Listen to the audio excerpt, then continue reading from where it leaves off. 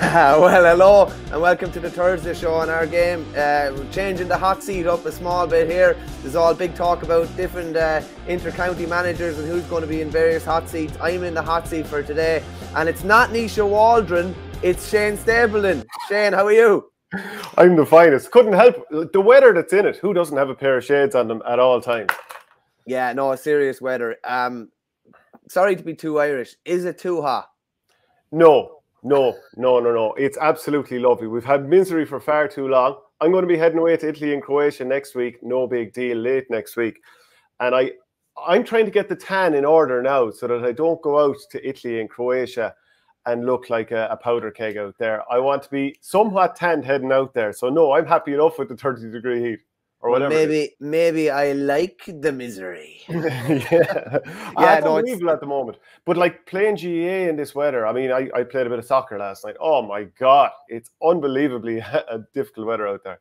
It's tough going now, in fairness. And I see that Dublin GAA are kind of bringing back the water breaks, which is probably only fair as well. There was even talk around the All-Ireland hurling and football final that they were going to bring in water breaks just given the heat involved. But listen, we'll enjoy it while we have it, because Lord knows we mightn't have it for too long, in fairness. That's always the way. But like, do you think these water breaks are necessary? I mean, just allow runners on with water. What was wrong with that? Yeah, no, I don't see any issue with that either. Yeah, as long as there's you know, plenty of guys there standing on sidelines getting water in and out to you. There's always loads of breaks in play. As frenetic as the action is, there's always breaks in play. There's always lads going down injured. There's always little bits and pieces. So I don't see any issue. Once there's a break in play, let lads in, let them on, and let lads get a bit of water. You don't actually, I don't know about you, I don't drink much during a match. I wouldn't be able to. It's more just getting a bit in your mouth, swirling around a small, but it's nearly more about getting some electrolytes in before the match and probably a half time and in the last few minutes when you're starting to tire as well. Yeah, well, if you haven't got enough water in you, like probably early on in the day, you're going to be in bother, because like, let's say it comes up to the match and you're thinking, Jesus, the old wee-wee isn't the straw colour that we need going into this match. You can't just lurry a litre of water into you, because then you'll be stuck with that in your gut and you won't be able to move.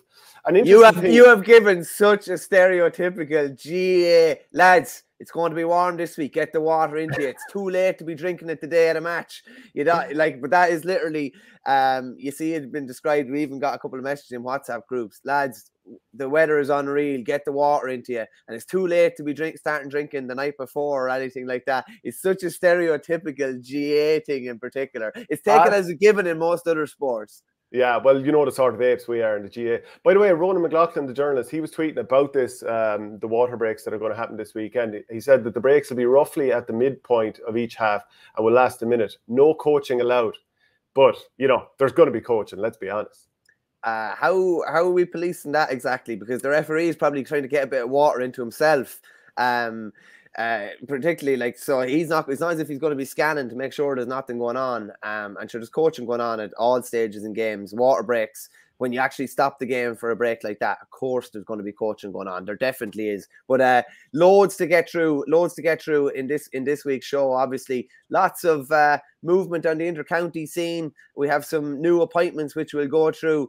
But obviously, one of the big things, Shane, the big speculation going around is the possible Daisha second coming for Davy Fitz. 11 years since he was last with the Daisha. Is it looking like he's heading back down to Waterford again? All the mood music is heading that way, isn't it? I mean, what a dramatic return that would be, because I think it's quite important for Waterford that if they're going to get an appointment made, they get it done quite quickly, because the group stages are going ahead. There's more games on this weekend. A couple of rounds have happened already. You hear all this kind of background talk of, oh, certain lads are probably heading away next year, thinking of opting out of the panel. We don't know if that's 100% true or not. You never know until you hear it from the horse's mouth. So whoever's taking over, they'd like to get that done soon so that they can talk to their players, obviously. And, you know, you would be holding meetings kind of early enough once the club stuff sort of settles down a little bit, because you want to see who's in and who's out. Like, it's been interesting this past week.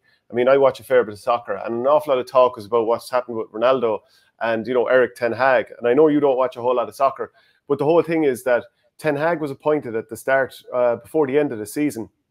And, you know, Ronaldo had a 2-year contract. You would have thought that he would have organised with Ronaldo at the start of pre-season whether he was going to be interested in playing this year or not, rather than it coming halfway through pre-season, Ronaldo hasn't trained, and then he's only fit to play the second half of the match there last weekend when they lost to Brighton.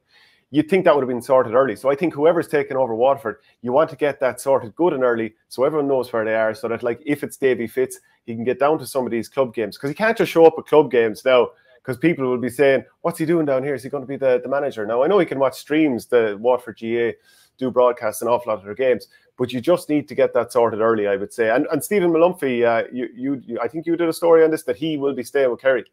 Yeah, by all accounts, I believe that was sorted about a month ago. So it would have been even around the time the Waterford job came up, or even before that. That he's a year done with Kerry. A good year by all accounts. Had a big win over Tipperary in the early part of the season. Pushed Antrim outrageously close in, you know, an absolute epic Joe McDonough final. But he's staying with Kerry for another year. Interesting part of that as well, and we'll go into it in a second. So Pat Bennett, who was one of Davy's right-hand man, is with Steve Malumphey in Kerry. So if Davy is taking an inter-county job, Pat Bennett won't be with him.